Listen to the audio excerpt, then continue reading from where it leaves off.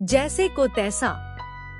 एक शहर में एक व्यापारी अपने बेटे के साथ रहता था। उसकी एक छोटी सी दुकान थी। कुछ दिन बाद व्यापारी का देहांत हो गया। अब लड़का अकेला रह गया। उसका अकेले में मन नहीं लगता था। उसने सोचा परदेश में जाकर व्यापार करना चाहिए, जिससे काफी धन कमा सकता हूँ। उसके पास लोहे की एक तिजोरी थी और बाकी छुटपुट सामान था। उसने वह सामान तिजोरी में रखकर एक महाजन के यहाँ यह कहते हुए कि मैं परदेश जा रहा हूँ, आप मेरी यह तिजोरी अपने पास रख ले।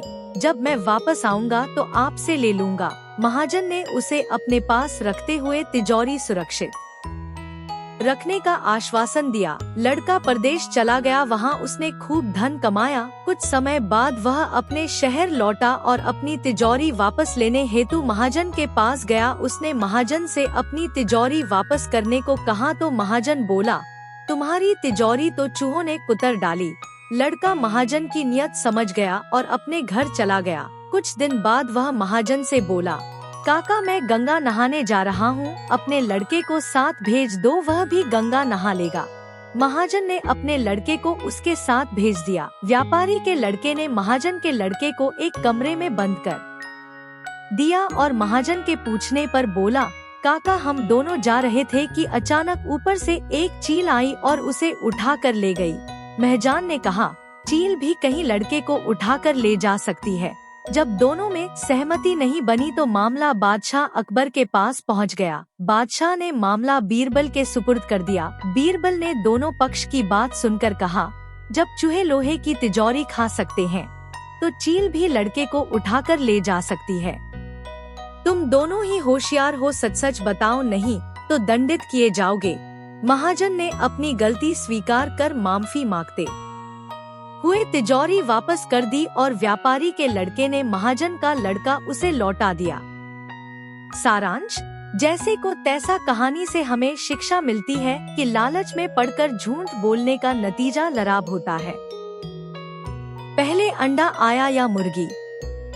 एक बार सम्राट अकबर के राज्य में एक बहुत बड़े विद्वान पंडित आए। उनके आगे कोई दूसरा विद्वान वाद विवाद में नहीं जीत पाता था। अकबर भी उनसे बहुत प्रभावित थे। अकबर देखना चाहते थे कि उनके राज्य और उनके दरबार में कितने ज्ञानी और बुद्धिमान दरबारी हैं। अकबर ने उन पंडित जी को अपने दरबार में बुलाया और अपने दरबारियों की बुद्धिमत्ता की परीक्षा लेना चाहिए।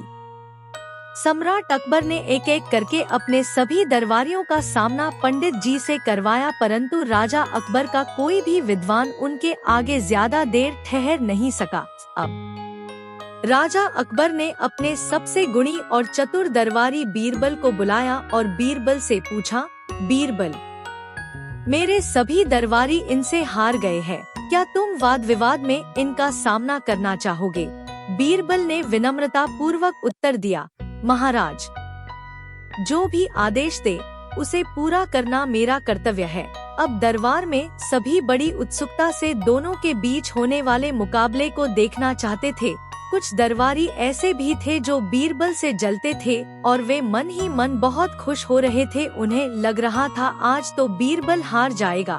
मुकाबला चालू हुआ। पंडित जी ने बीरबल से कहा, मैं आपको दो विकल्प देता हूँ, या तो आप मेरे 50 सरल सवालों का जवाब दो या फिर मेरे एक कठिन सवाल का जवाब दो। बीरबल कुछ सोचने के बाद बोले, मैं आपके एक कठिन सवाल का उत्तर देना चाहता हूँ।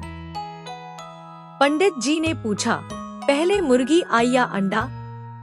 बीरबल ने जवाब दिया, पहले मुर्गी आई। पंडित जी ने पूछा, आप कैसे बोल सकते हो कि पहले मुर्गी आई और बाद में अंडा? बीरबल ने उत्तर दिया, पंडित जी, मैं आपके एक सवाल का जवाब दे चुका हूँ और मुझे एक ही सवाल का जवाब देना था। यह तो आपका दूसरा सवाल है। अब सभी समझ गए कि बीरबल ने यह मुकाबला जीत लिया है। पंडित जी को भी कुछ समझ नहीं आया और उन्होंने भी बीरबल के हाजिर जवाबी की प्रशंसा की और दरबार से चले गए। अकबर भी बीरबल की चतुराई से बहुत प्रसन्न हुए। बीरबल ने भी बतला दिया कि सम्राट अकबर के दरबार में उनका कितना महत्व है।